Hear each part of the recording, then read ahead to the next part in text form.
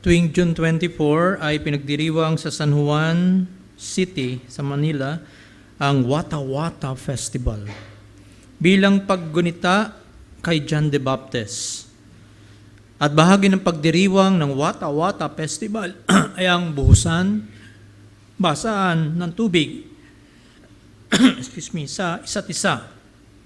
Sa Batangas po ang tawag dyan ay buling-buling. Masaya mga tao na nakikiisa sa basaan ng tubig, ngunit hindi lahat ay masaya. Yung mga hindi taga San Juan na nakikiraan lamang sa lungsod na ito, kapag napadaan sila ay binabasa kahit labag ito sa kanilang kalooban. Last year, June 24, 2024, isang delivery rider ang binasa ng tubig ng labag sa kanyang kagustuhan. Sa kabila ng kanyang pakikiusap,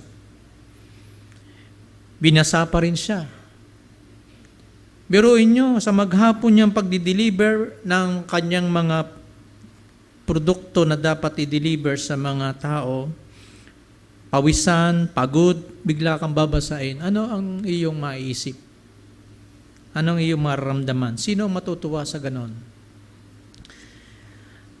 Alam niyo po, ang simbahang Katoliko, wala pong ni isang pahayag tungkol dito. The Catholic Church is very silent about this practice during the feast of John the Baptist. In fact, I believe they agree with this. Sinasang-ayunan nila ito. Pero kung buhay lamang si John the Baptist, palagay ko ipapahinto niya ito. Ano? At kung makakabalik lamang siya sa panahong kasalukuyan, tahasan niyang sasabihin ang ganito, "Hindi ako ang dapat ninyong ipagdiwang at kilalanin, hindi din ang ginawa kong pagbabautismo, kundi ang dapat niyong kilalanin at ipagdiwang ay si Jesus." Yan po ang masasalamin natin sa pagdating ni John the Baptist sa Judea, na nagbabautismo at nangangaral tungkol sa pagdating ni Jesus sa gitna ng mga tao. Si John the Baptist ang naunang sugo ng Diyos upang ihanda ang daan ng Panginoong Jesus sa pamagitan ng panghihikayat niya at pangangaral sa mga tao na magsisi at talikdan nila ang kanilang mga kasalanan, sapagkat may darating na kasunod niya na masigit kaysa sa kanya. Siyang dapat mataas para kay John the Baptist, siyang dapat ipagdiwang, siyang dapat kilalanin ng mga tao kumpara kay Juan at sa ginagawa ni Juan na pagbabautismo. So paalaala rin po ito sa atin at sa buong sangkatauhan. Ngayon ay alam nating palapit na ang Kapaskuhan.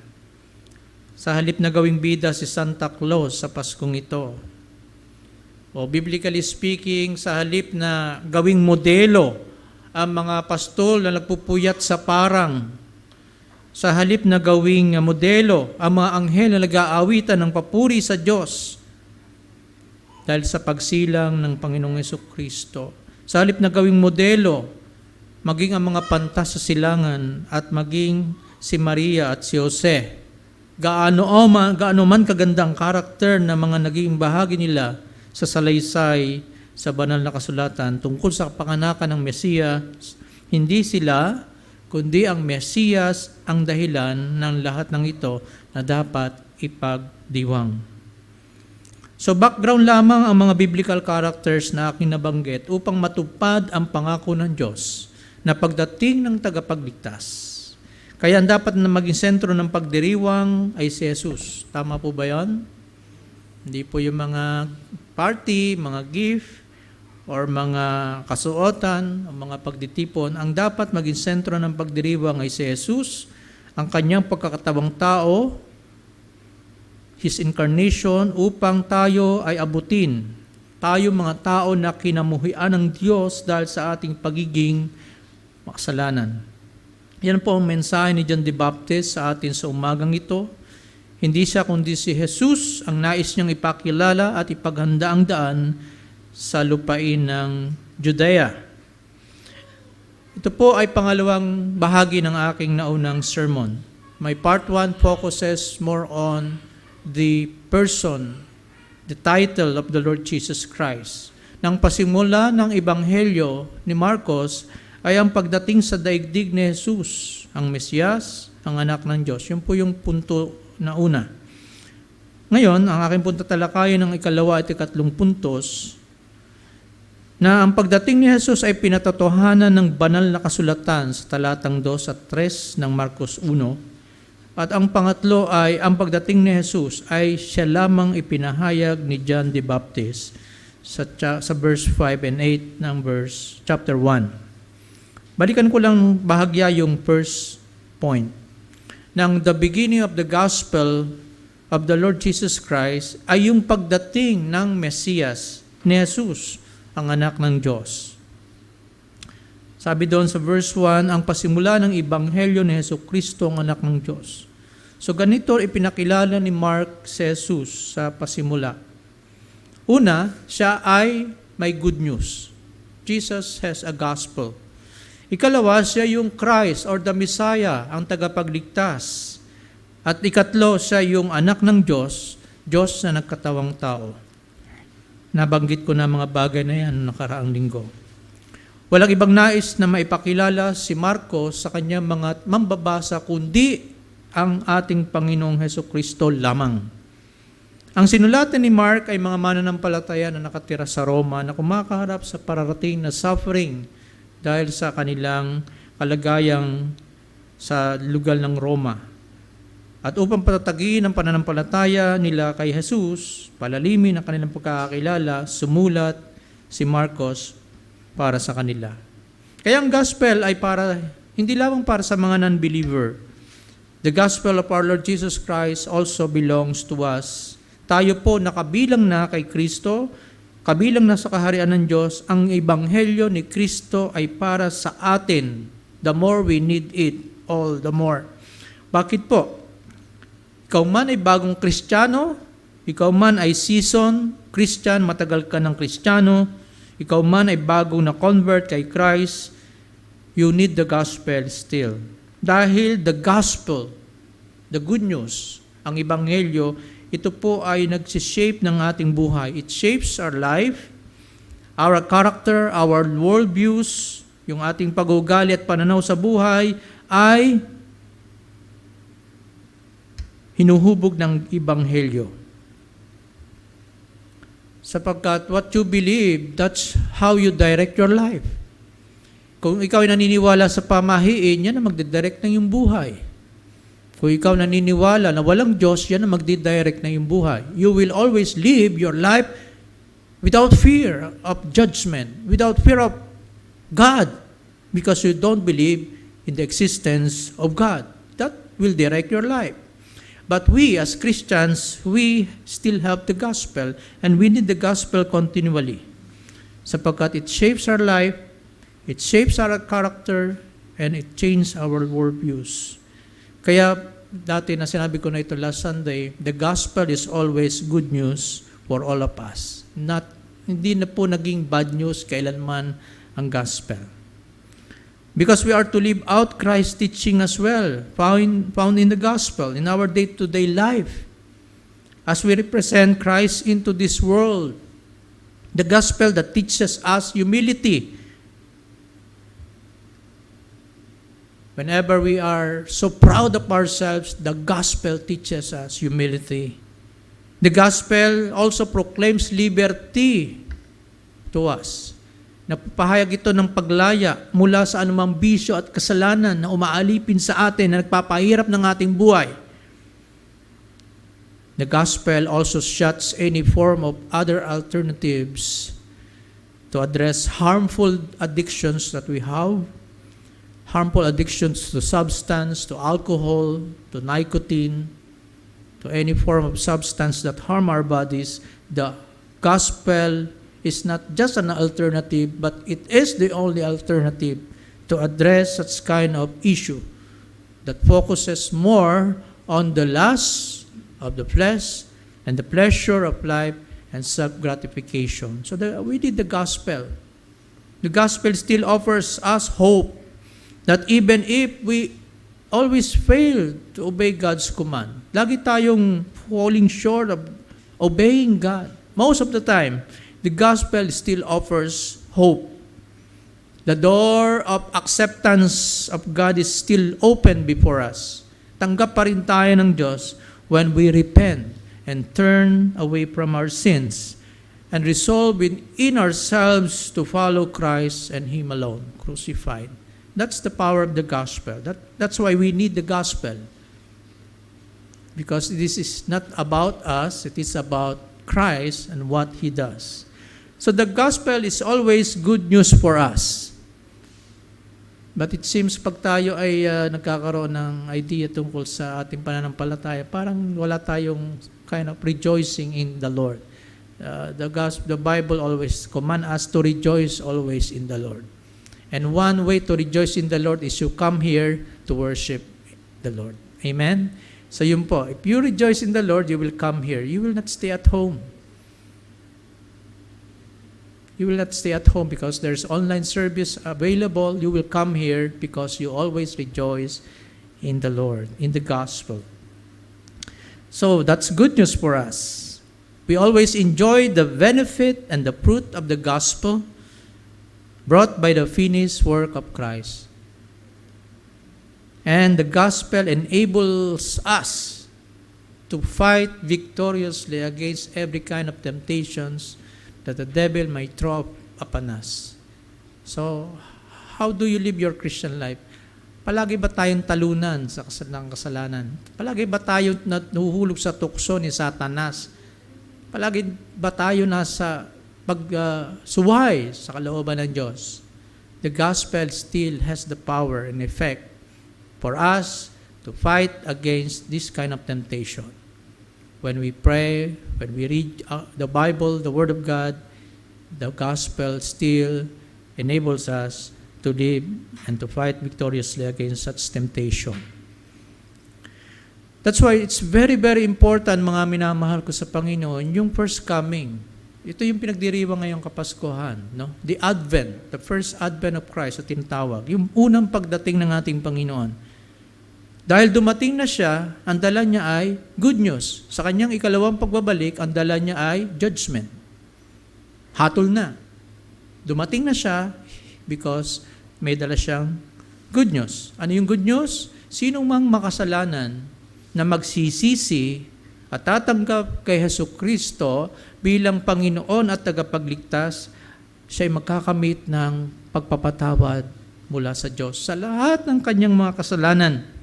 At ibibilang siya ng Diyos bilang tagapagmana ng buhay na walang hanggan. That's good news, mga kapatid. Sino man, regardless of age, gender, regardless of the status in life, sino man, siya ay ibibilang ng Diyos the moment he repent and believe the gospel.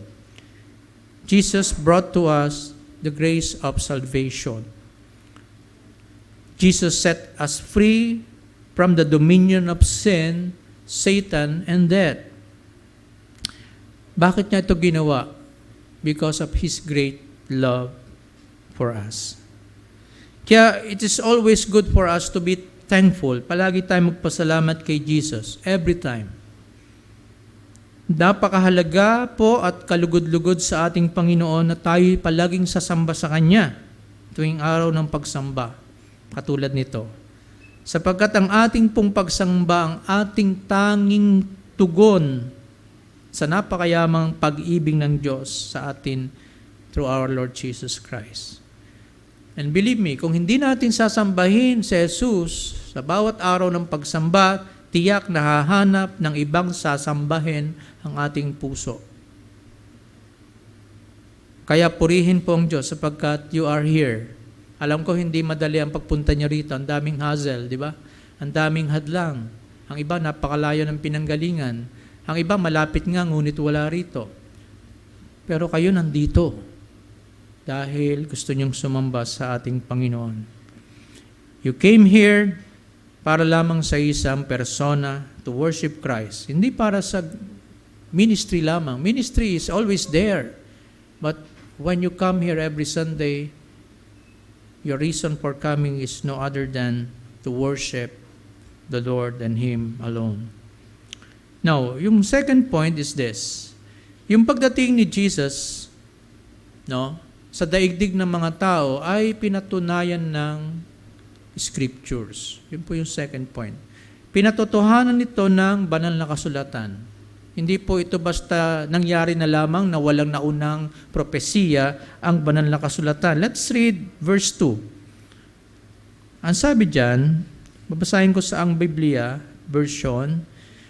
Sa verse 2, ayon sa nasusulat sa Isaias na propeta, narito, ipinadadala ko ang aking sugo sa iyong unahan, na maghahanda ng iyong daan. Ang tinig ng isang sumisigaw sa ilang, ihanda ang daan ng Panginoon, tuwirin ninyo ang kanyang mga landas. So yung beginning ng gospel ng Panginoong Hesukristo, according to Mark, ay nagpapakita sa atin ang person at gawain ng pagliligtas ni Jesus, na siya yung Messiah, ang anak ng Diyos. At ang dalawang title na ito ay nagpapatunay na sa Diyos talaga lamang nagmumula ang kaligtasan. No? Tanging sa ating Diyos lamang sa pamagitan ng Panginoong Hesukristo. Sa talatang 2 at 3 na ating binasa ay may dalawang referensya mula sa Old Testament na ginamit si Marcos. At yung kanyang paggamit ng dalawang referensya mula sa Old Testament na pinagsama niya sa dalawang talata na magkasunod, ang verse 2 and 3, ipinapakita rito ni Mark na si Jesus ay dumating sa mundo bilang katuparan, the fulfillment of what was told long time ago, where? In the Holy Scriptures, sa banal na kasulatan. And then, verse 2 and 3 na ito ay dalawa lamang sa mga 69 references na mayroon sa aklat ng Marcos mula sa Old Testament. Meaning, well-versed si Marcos sa New Testament, sa Old Testament scripture. Alam niya ang Old Testament. That's why he was using the Old Testament para ipatunayan at ipakilala ang Panginoong Hesukristo. Ang verse 2, ano yung verse 2? Ayon sa nasusulat na propeta, narito ay pinapadala ko ang aking sugo sa iyong unahan na maghahanda ng iyong daan. He mentioned this that it comes from the prophet, sino? Si Isaias, no? At yung verse 3, okay? Ito yung, actually yung verse 3, ito yung mula sa Isaiah 40 verse 3. So tingnan natin ito, medyo kailangan natin balikan ito for us to know ano ba yung konteksto noong panahon ni Isaias at panahon ni Malakias, bakit ito ang ginamit para to refer sa pagdating ng sugo, the forerunner. Sabi po doon sa Malachi chapter 3 verse 1. Tingnan muna natin to. Okay? Ito yung ginamit ito para sa talatang 2, verse 2. No? Sabi doon, sa Malakias 3.1, I hope you have your Bibles. Okay, meron naman. Pero mas maganda meron kayong Bible, okay? Para salungguhitan ninyo. No? Salungguhitan ninyo, matandaan ninyo itong mga references na ito na ginamit ni Marcos sa kanyang pagsusulat. Sa Malachi 3 verse 1, sabi doon, narito, sinusugo ko ang aking sugo upang ihanda ang daan sa unahan ko at ang Panginoon na inyong hinahanap ay biglang darating sa kanyang templo. Ang sugo ng tipan na inyong kinalulugdan ay narito, dumarating, sabi ng Panginoon na mga hukbo. So itong verse 2 na ito ay hinango ni Mark sa Malachi 3 verse 1. And then yung verse 3, hinango ni Mark sa Isaiah 40 verse 3. Kinumbay niya. Did you ba napansin? So, basahin naman natin yung Isaiah 40 verse 3. Sa Isaiah 40 verse 3, mababasa natin, ang tinig ng sumisigaw, ihanda ninyo sa ilang ang daan ng Panginoon, tuwirin ninyo sa ilang ang lansangan para sa ating Diyos. So yung reference sa verse 3 ay mula sa Isaiah 40 verse 3. Dalawang referensyas mula sa mga propeta. Mula kay Propeta Malakias at Propeta Isaiah. Major prophet Isaiah. Okay? Now, dito sa Isaiah 40, sa halip na sugo ang ginamit dyan ay the voice. Christ in the wilderness. Ang sugo o ang boses ay ng tinig ng isang sumisigaw. Okay? Dito, sa halip nga ng sugo, mababasa natin yung salitang voice, the voice. Pinagsama ni Mark ang pagsusugo ng Diyos ng isang sugo na maghahanda ng daan ng Panginoon at ng tinig na sumisigaw sa ilang na ang laman ay parehong mahahalagang papel ng sugo at ng tinig. At ito ay ang paghahanda sa daan ng Panginoon. So, ang focus dito ay yung salitang to prepare the way of the Lord. Iyaan ang role na ginagampanan ni John the Baptist, ang sugo na tinutukoy dito sa Isaiah 40 verse 3 at sa Malakay 3 verse 1. Ano naging role ni John the Baptist?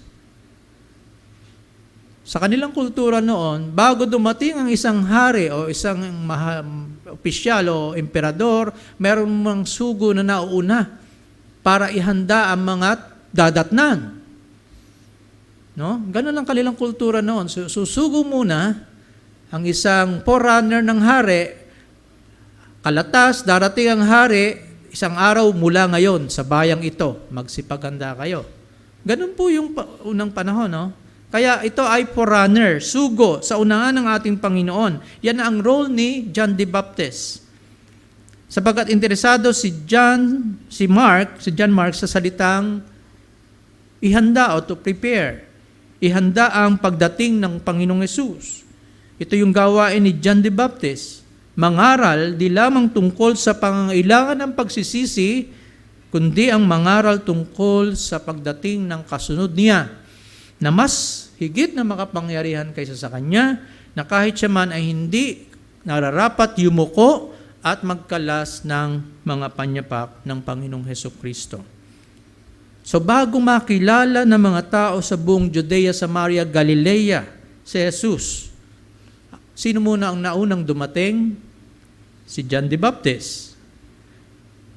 So, in order for us to understand more about this usage of Mark sa combination ng Isaiah 40 verse 3 at Malakay 3 verse 1, bilang pagbibigay diin ni Marco sa kahalagahan ng salitang preparation, to prepare the way of the Lord, of the coming of the Lord, nais ko pong bigyan muna natin ng konting pansin at pag-aralan natin yung Isaiah 40 verse 3. Ito'y ginamit dyan ni Mark, yung Isaiah 40 verse 3. At naaalala ni Mark yung dakilang pangako ng Diyos sa Isaiah chapter 40 verse 3 na may kinalaman sa pagpapanumbalik ng Diyos sa kanyang bayang Israel. It is about the restoration of the nation of Israel. Sapagkat ang chapter 40 hanggang chapter 55 ng book of the prophet Isaiah, ang laman nito ay yung panahon na sila ay nadalang bihag sa Babylonia. They were taken captives in Babylon for 70 years.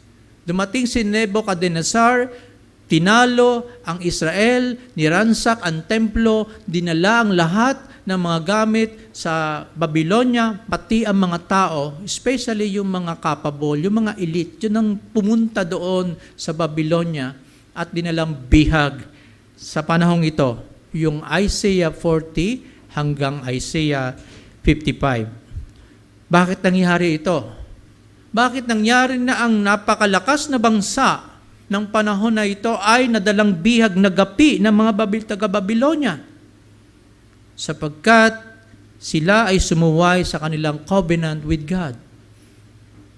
Ang kanilang tipan para sa Diyos na sila ay magiging masunurin sa Diyos sa utos ng Diyos sa kanila ay kanilang binaliwala. Sumamba sila sa mga Diyos-Diyosan at nagtiwala sila sa mga political leaders ng mga panahon na yon kaysa sa Diyos na kanilang nakinilala ng kanilang mga ninuno. Kaya dahil dyan sa pagsuway na yan, anong ginawa ng Diyos? Ipinasailalim sila ng Diyos sa pagkatalo. Hatol ng Diyos dyan sa bansang Israel dahil sa pagsuway nila, sa tipan nila sa Diyos. At sila natalo at nadalang bihag during the 5th century BC. Ang judgment ng Diyos sa kamay ng kanilang mga kaaway ay may layunin. Hindi lamang sila para malayo sa kanilang bayan mula sa Israel patungong Babylon o sa tinatawag nilang Iraq ngayon. Kundi ito ay may layunin ng Diyos na ang judgment na ito na sila'y magapi. Ang layunin ng Diyos ay para sila ay disiplinahin at turuan upang sila'y manumpalik sa Diyos na kanilang tinalikuran. We know na hindi biro ang mabihag, matalo, at malayo sa iyong bayang sinilangan. Naranasan ito ng mga Israelita dahil binaliwala nila ang Panginoon. Hindi ba natin nakikita na ito'y larawan din ng ating buhay Kristiyano? Mayroong pagdidisiplina na ginagawa ang Diyos sa bawat isang mananampalataya na lumalayo sa Kanya. Mabibigat na mga karanasan ang maaaring maranasan ng isang mananampalataya na lumalayo sa Diyos. Nang layunin ng Diyos kung bakit ipinaparanas ang mga bagay na ito ay upang pukawin ang kamalayan ng mananampalataya na lumalayo upang siya ay papanumbalikin muli ng Diyos. Sa kabila po ng kanilang pagkakadalang bihag ay nangako ang Panginoong Diyos sa kanila sa pamagitan ng mga propeta. Pagkatapos ng 70 taong pagkakadalang bihag, muli silang ibabalik ng Diyos sa Judea. Na sila ililigtas ng Diyos mula sa kapangyarihan ng Babylonia at sa mga Diyos-Diyosa ng Babylonia. Ang Diyos ay darating sa kanila at sila ay ibabalik muli ng Diyos. Hindi lamang sa kanilang bayang Israel, kundi sa Diyos, sa kanyang sarili mismo. Sapagkat ang Isaiah 40, especially verse 10, makikita natin what kind of God will come in their midst. Sa verse 10, makikita natin na ang darating na Diyos ay isang warrior king, that He will rule, at dala niya ang gantimpala sa kanyang kamay. Hindi lamang yon darating ang Diyos bilang pastol. So we find here the image of a warrior king and a tender, loving shepherd to his own people. A mighty ruler and a loving shepherd to redeem his people will come and will redeem them from slavery in Babylon. So yun po yung pangako ng Diyos sa Isaiah 40. Yes, nandiyan kayo sa Babylonia, dadalang bihag kayo, but I will come to you. And that's very comforting and consoling sa mga Hudyo na nasa Babylonia. Now, fast forward. After na po ng 150 to 170 years, pagkatapos na sila ay binalik ng Diyos mula sa Babylonia through Cyrus, king of Persia, binalik ang mga Hudyo sa Babylonia, sa Israel from Babylon, ay muli po nagpahayag ang Diyos sa kanila sa pamagitan ni Propeta Malakias. So imagine, sila ay nadalang bihag, after 170 years, sila ay nakarating na muli sa Israel at doon nag-prophesy si Malaki.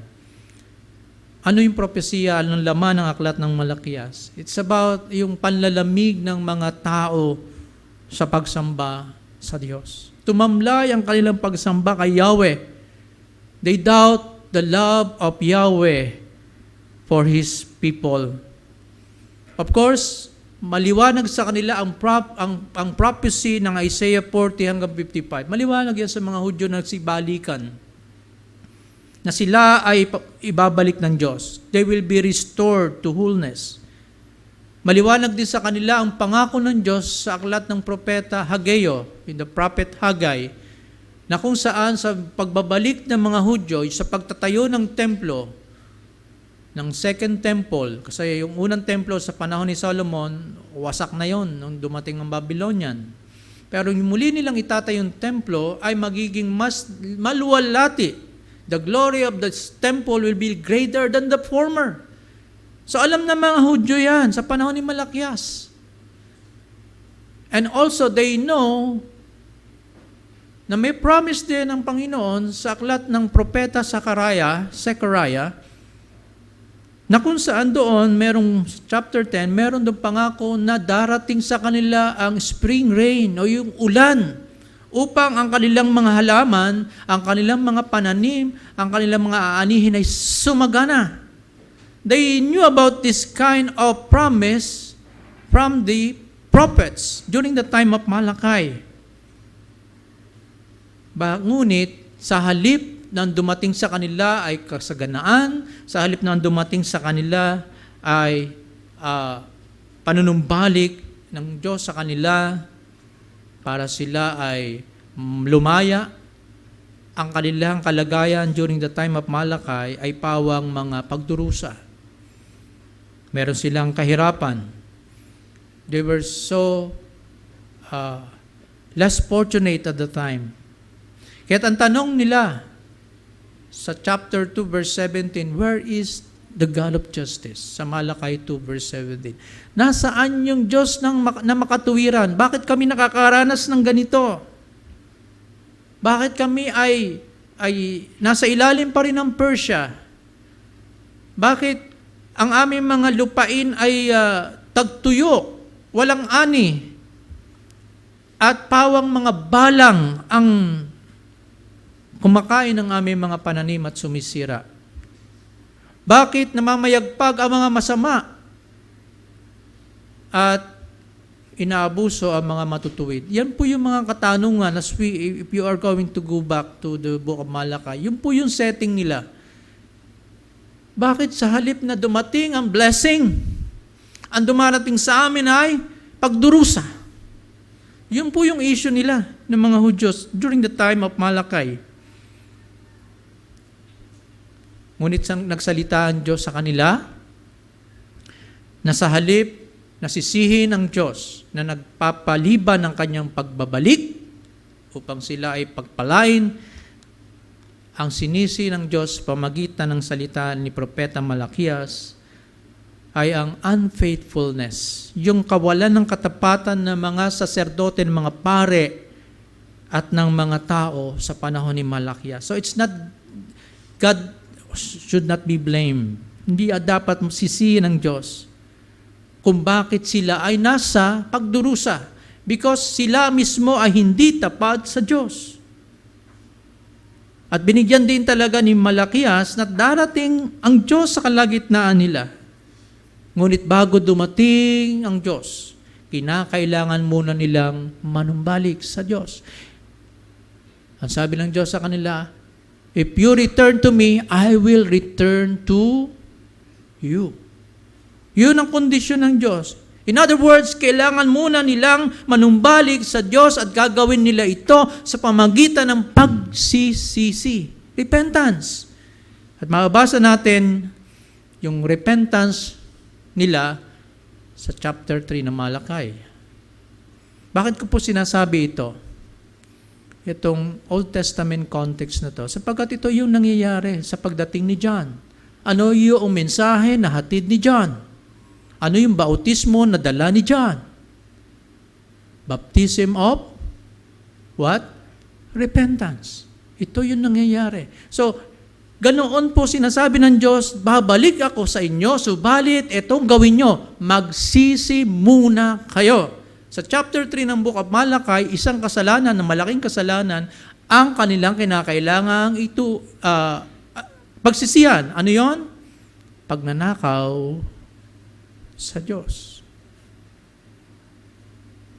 In chapter 3 ng Malachi, ninanakawan nila ang Panginoong Diyos sa paraang ng sa pamagitan ng hindi nila pagbibigay ng buo ng kanilang mga ikapo at mga handog. Kaya hindi sila nananagana sapagkat ninanakawan nila ang Diyos. Yun sinasabi doon sa Malakias, Kabanata 3. But I believe it's more than tithing per se. Hindi lamang po, ito more than about giving their tithes and offering. Sapagkat it is a matter of the heart at na malayo na sa Diyos. Ito mga tao ng panahon ni Malakias. Yes, they know God. They worship God actually. Nagdadala sila ng handog na susunugin sa templo. Ngunit anong uri ng handog ang daladala ng mga tao? kasuklam-suklam sa harapan ng Diyos. Anong inihahandog nila? Mga hayop na may kapintasan. Mga hayop na bulag, pilay. In other words, they were offering God na mga reject na mga bagay.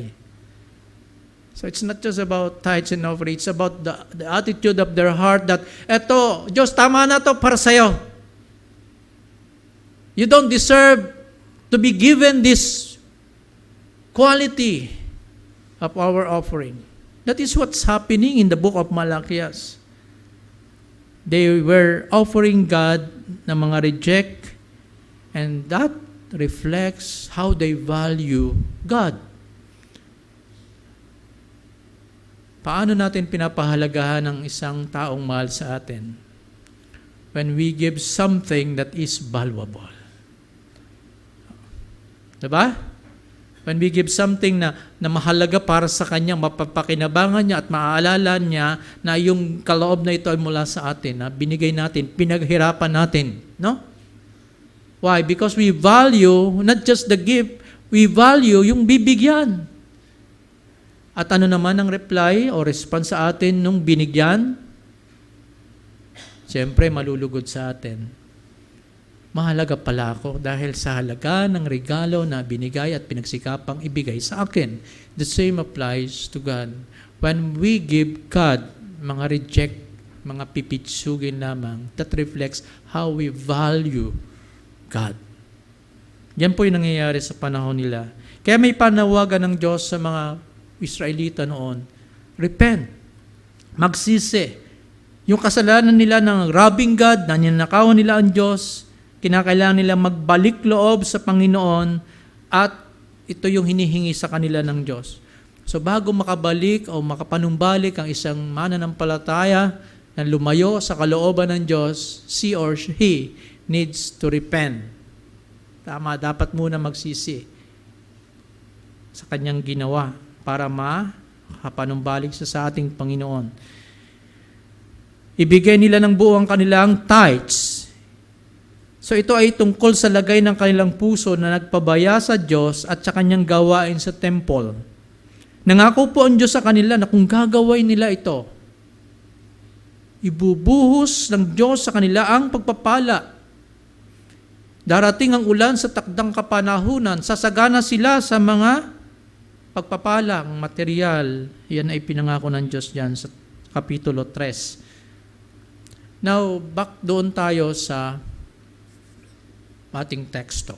Sapagkat ginamit ni Marcos ang Malakay 3 verse 1 at Isaiah 40 verse 3 para sa kanyang pagpapakilala sa ating Panginoon sa introduction niya.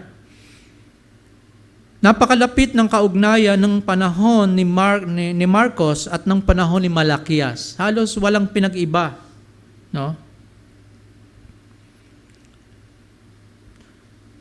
Sapagkat nung panahon nila, kapwa ang mga tao ay malayo ang kalooban sa Diyos. During the first century, may mga tao pa rin, yes, na umaasa na mayroong darating na Messiah, na Kristo, upang sila ay palayain, yes. Pero marami din sa kanila ang walang inaasahan. Ngunit yung mga umaasa sa pagdating ng Messiah upang sila ay mapapanumbalik, meron talagang mga tao na umaasa dyan. At alam natin sa kasaysayan ng mga Hudyo sa Malakay, mayroong panawagan ng pagsisisi. Kaya yung mga tao na umaasa na mayroong Mesiyas na darating, sila man din ay nagsisi sa pamagitan ng kanilang pagpapabautismo kay Juan. Sabi sa Malakias 3 verse 1, narito sinusugo ko ang aking sugo upang ihanda ang daan sa unahan at ang Panginoon na inyong hinahanap ay biglang darating sa kanyang templo. Ang sugo ng tipan na inyong kinalulugdan ay narito dumarating, sabi ng Panginoon ng mga hukbo. So maliwanag po ng Panginoon ang nagsugo kay Juan the Bautista upang ihanda ang pagdating ng ating Panginoong Hesus sa Israel. Bakit si John the Baptist ang tinutukoy dito?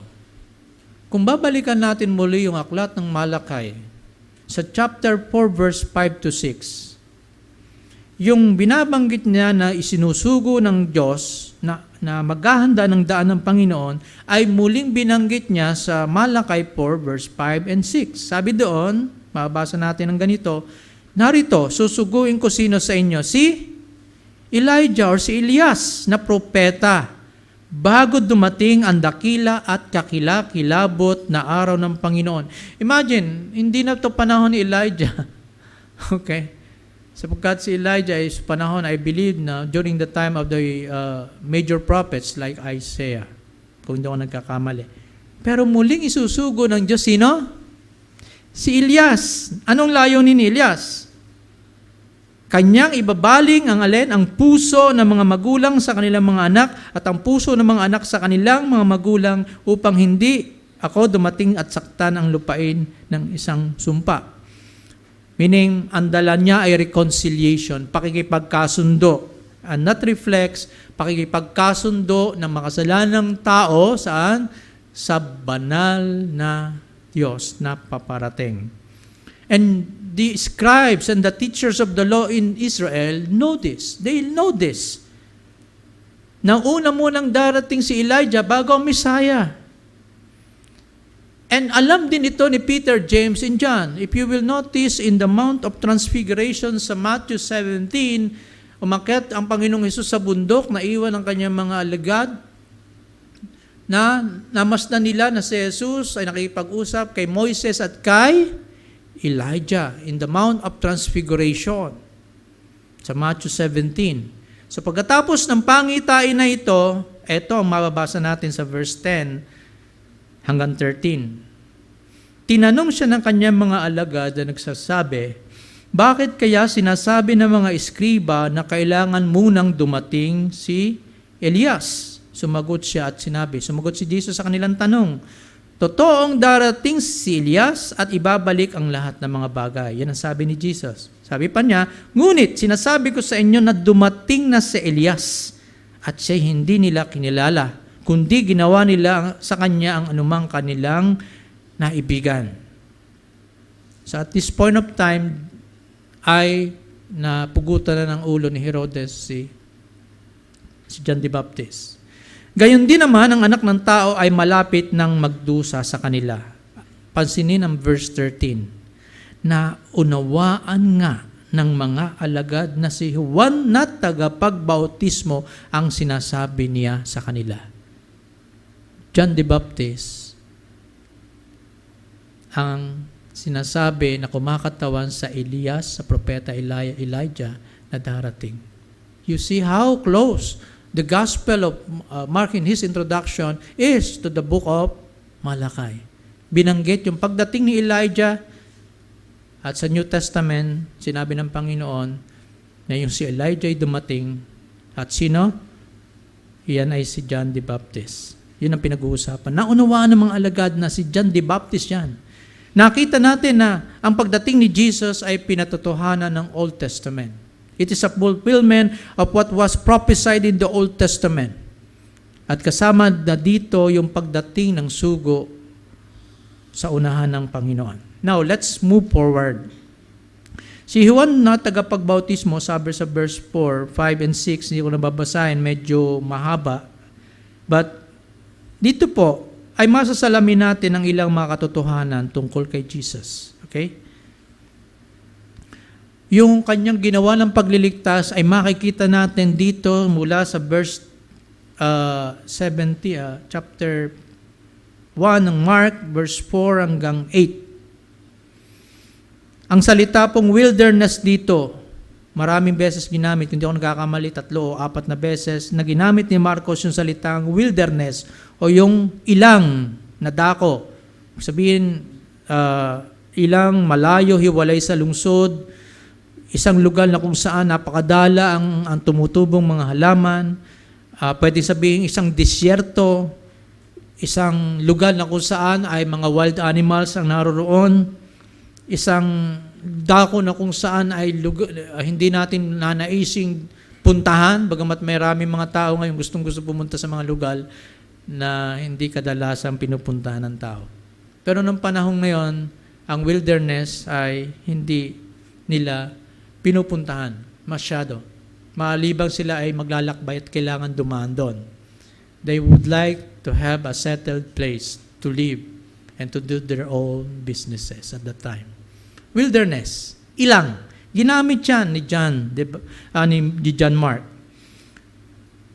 Pero hindi lamang ang kahulugan nito ay literal na desert or wilderness. Ito ay tumutukoy din sa mga metaphor or mga paglalarawan ng hamak at abang kalagayan. Bakit si John the Baptist ang kinakain niya ay balang at pukyutan? Yun lang yung available na pagkain sa wilderness. Wala siyang fried chicken doon. May pulot-pukyutan talaga doon at balang na pwede niyang ulihin. Kasi yun lang available. Okay? Yun ang kinakain niya. Pero kung tayo po ay student ng Bible, ma-encounter natin talaga yung salitang ilang o wilderness. Babalik tayo sa Genesis chapter 3, yung bahaging huli. Pagkatapos magkasala si Adan at Eva, sila ay tinaboy ng Diyos palayo sa Eden. Pinasaraduhan ng Diyos ang pintuan at pinabantayan sa anghel. Saan sila pumunta? Sa Eden, east of Eden, and that is wilderness. So kung ganon, yung wilderness sa panahon nila, masasabi na ito'y larawan ng paglayo ni Adan at Eva sa Diyos. Wala na sila sa halamanan sa Eden, nandun na sila sa labas ng Eden, malayo na sa Diyos. East of Eden. Another na masasabi nating salita na nag-occurs na maraming beses sa Bible ay sa Exodus. Maraming beses ginamit yung salitang wilderness to refer to the wilderness journey of the people of Israel.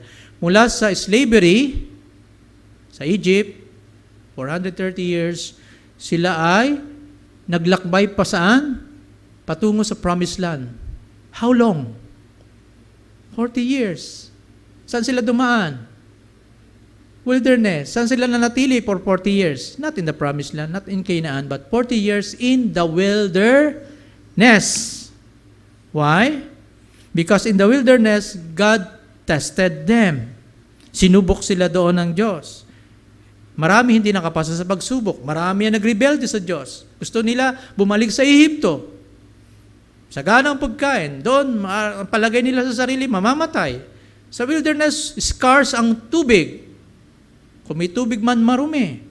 Ganon ang karanasan nila because God would like to subject them into discipline and obedience that reflects faith. Kung sila'y masunurin sa Diyos, that reflects their faith. Alam na natin na marami ang namatay sapagkat sinubok nila ang Diyos. Marami namatay dahil nagreklamo sila sa Diyos at nagreklamo sila sa mga leader na itinalaga ng Diyos sa kanila. Kay Moises, nagreklamo sila dahil sa hindi sila katulad ni Moises. So, makikita natin yan.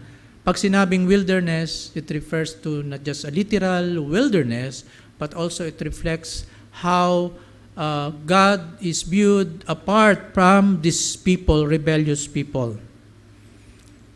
And we find here, sa susunod na pag-aaral natin, na si Jesus himself, our Lord, was also taken by the Spirit into the wilderness to be tempted by the devil. Saan nangyari ang pagtukso ng demonyo kay Jesus na ating Panginoon? In the wilderness. 40 days na wala siyang kinakain. What does this mean to us? Ano itinuturo dito sa atin? Si Jesus na Mesiyas, ating tagapagligtas, anak ng Diyos, nagkatawang tao, mula sa langit, taglay ang kaluwalhatian, bumaba sa lupa at nakibahagi sa ating abang kalagayan, sa ating mga taong hiwalay sa Diyos na nasa ilalim ng poot at parusa ng Diyos. Kaya sa wilderness, He identified Himself with us. Even in the baptism of the Lord Jesus Christ, which we will discuss next week also, Jesus, even in His baptism, identifies Himself with sinful mankind. Imagine, Jesus is God and man. He is holy, and yet He chose to identify Himself in the wilderness of the people who are rebellious against God. He identifies Himself in the wilderness, reflecting the people's condition that is so far from God because of sin. And here, Jesus was baptized by John the Baptist. Ano yung ginagawa ng mga tao as they were being baptized by John the Baptist? We read that sa verse 5, we read, pumupunta kay John the Baptist ang mga tao mula sa lupain ng Judea at ang lahat ng mga taga-Jerusalem at sila'y binabautismuhan niya sa ilog Jordan. Anong ginagawa nila habang binabautismuhan? Confessing their sin. Sila'y nagpapahayag ng kanilang mga kasalanan. Here is the Lord Jesus Christ. Is there any sin that He needs to confess before God? Hello? Meron ba? Wala siyang kasalanan ni katiting man. But He identifies with sinful humankind.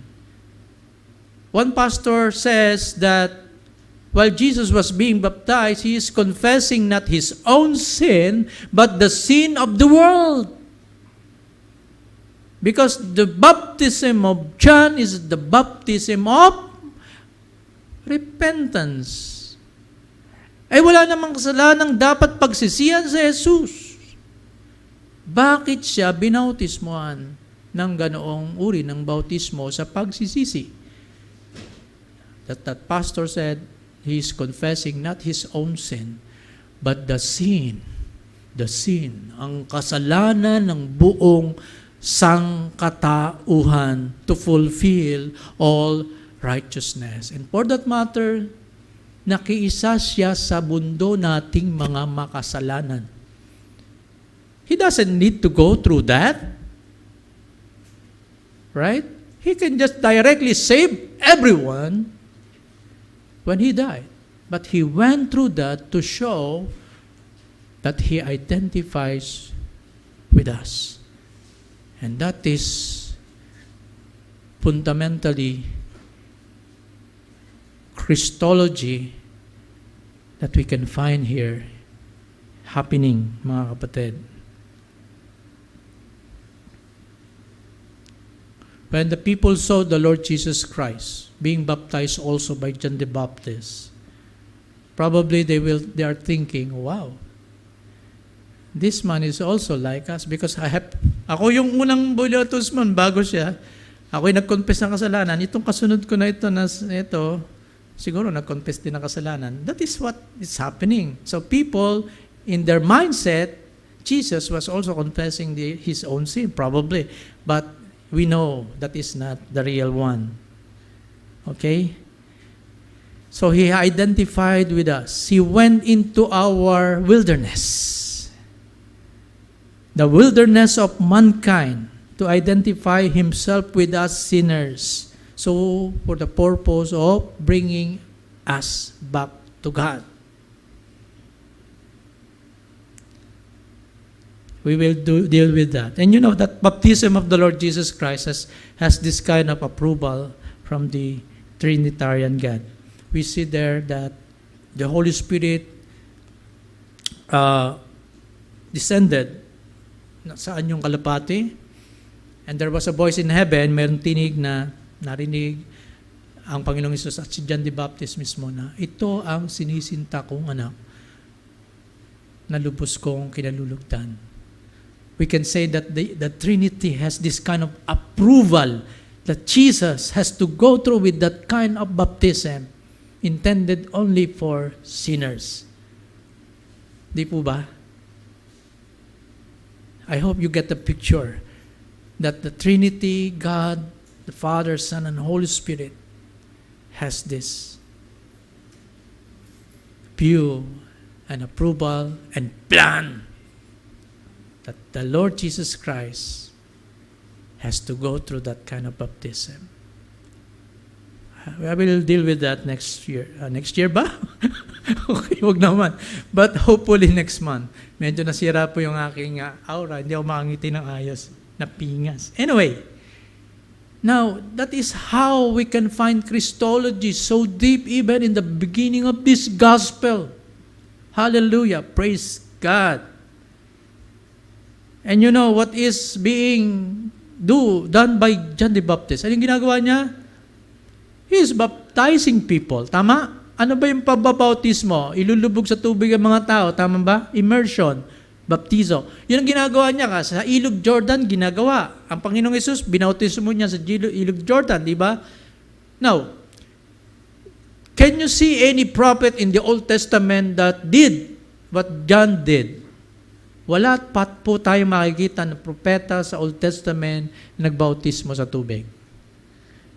What we can find in the Old Testament is this, yung mga figure or yung mga metaphor ng baptism. Say for example, during the time of Noah, sinasabi yan ni Peter, sa 1 Peter chapter 3, binabanggit niya doon na yung sa panahon ni Noah, ang 8 katao ay naligtas nung sila ay nasa loob ng arko, habang sila'y sumasa ibabaw ng tubig.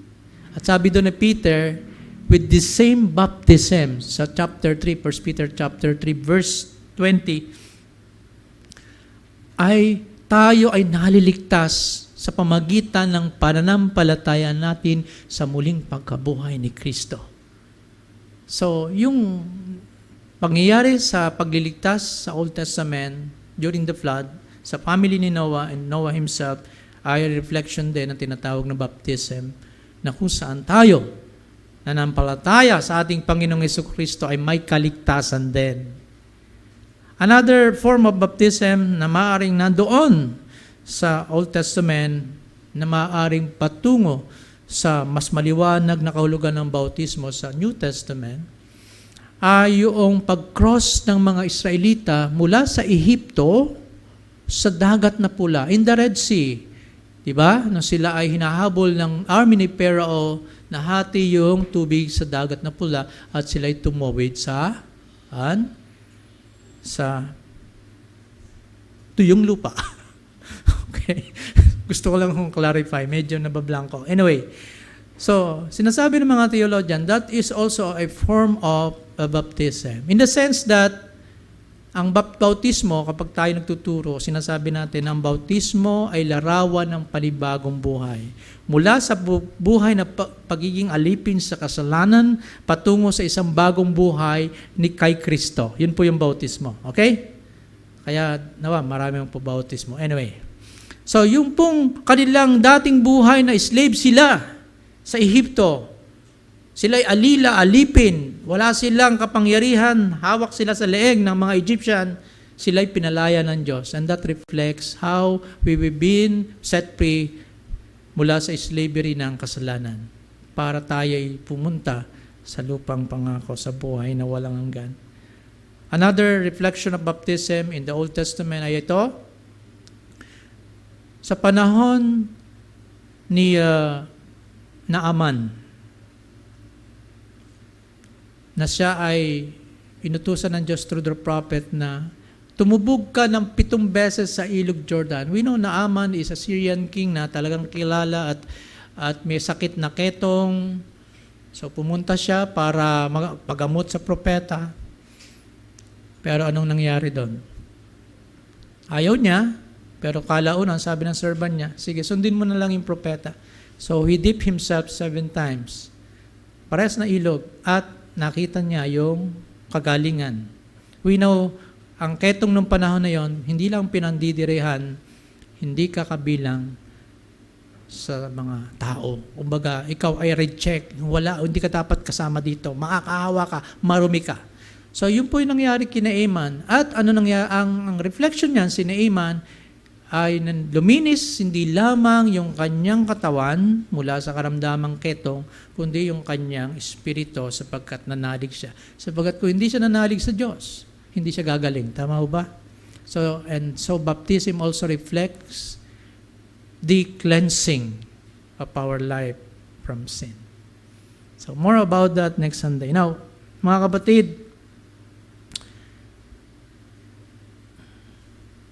we need to repent from our sin. We know how John the Baptist preached about the baptism of repentance.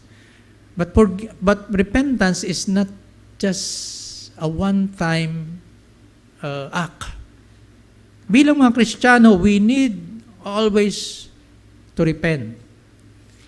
We need always to confess our sins before God. Palagi tayong humingi ng tawad at palagi tayong magpahayag ng ating kasalanan sa Diyos.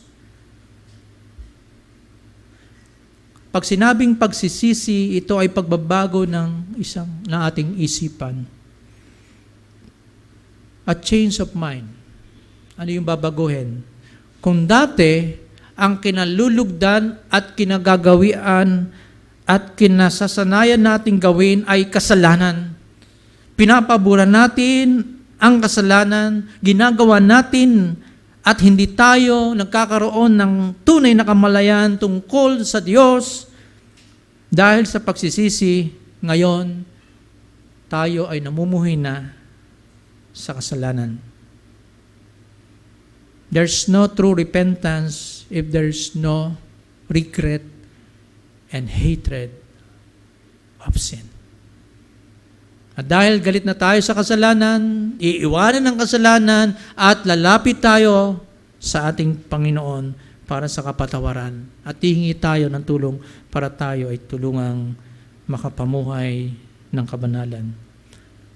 Kaya ang pagsisisi ay magbubunga sa atin ng holiness. Huwag nating hintayin ang ating mga kasalanan ay dumami na parang basura na tinambak ng tinambak at hindi kinuha ng dump truck. Kaya anong mangyayari? Aamoy.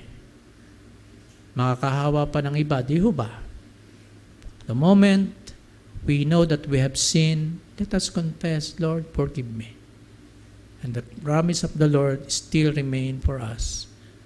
You will be forgiven, you will be cleansed because you are a child of God. So nababago ang ating buhay kapag tayo madalas nagsisisi. Tama? Yung taong kumikilala ng pagkakamali at kasalanan sa harapan ng Diyos at maging sa harapan ng tao, bumabait. Nagbabagong buhay. Di ho ba? Yan ang bunga ng pagsisisi. Ngunit itong pagsisisi, ito man ay regalo ng Diyos. Ito ay gift of God. Kung paano ang pananampalataya ay regalo ng Diyos, even faith, even repentance is a gift from God. Why? Because nagsisisi lamang talaga ang tao the moment na buksan ng Diyos ang kanyang nadidimlang kaisipan na nalulugod sa paggawa ng kasalanan.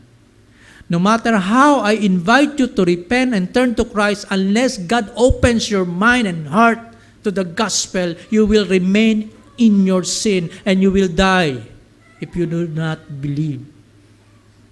So it's God who opens the heart. Hindi ko kayang gawin yon. My only job is to tell you the gospel and the judgment of God if you don't believe. But God is the only one who can open your heart for Jesus Christ. And so if you are in Christ, praise the Lord. It's not you, but Him na nagbukas ng iyong puso para sa itanggapin. Sino nagbigay ng katiyakan na tayo ay patatawarin the moment we confess our sin? Jesus is the one.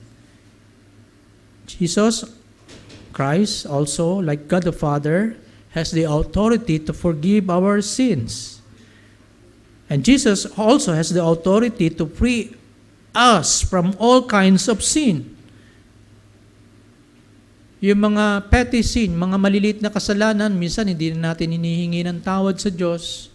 Yung pagiging mainisin, magagalitin, mapamintas ang kapwa. We know na yan ang nature din ng tao and most of us are still guilty of that.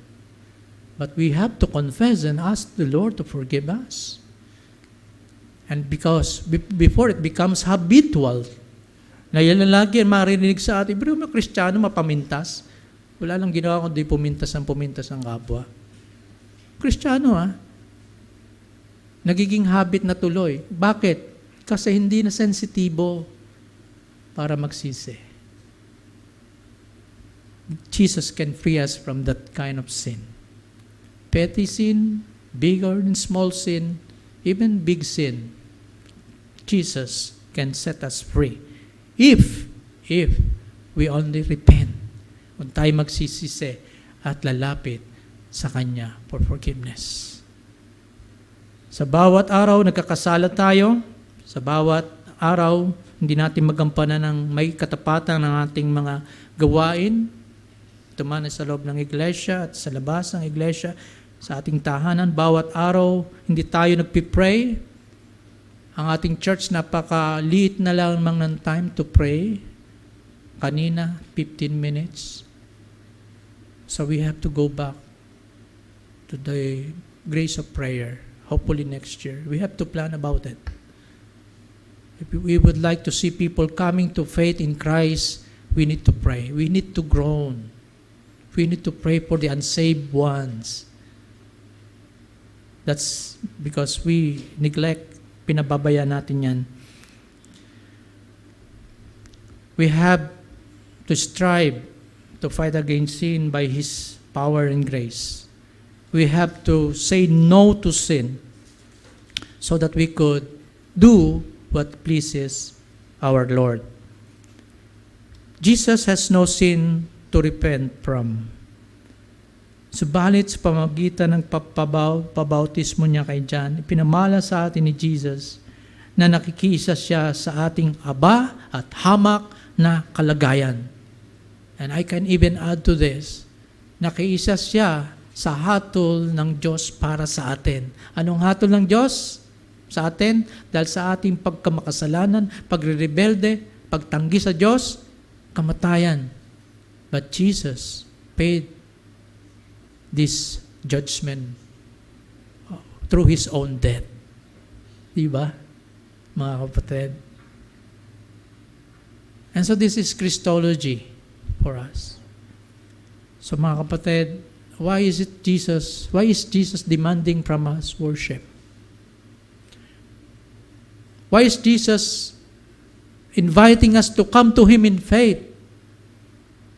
Because He has the authority to forgive you,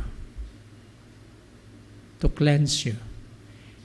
And He has the authority to even judge you if you reject Him today. So nawa, clear po ito sa atin. Clear nawa sa atin. Now we always reject Christ whenever we are fun in doing sin.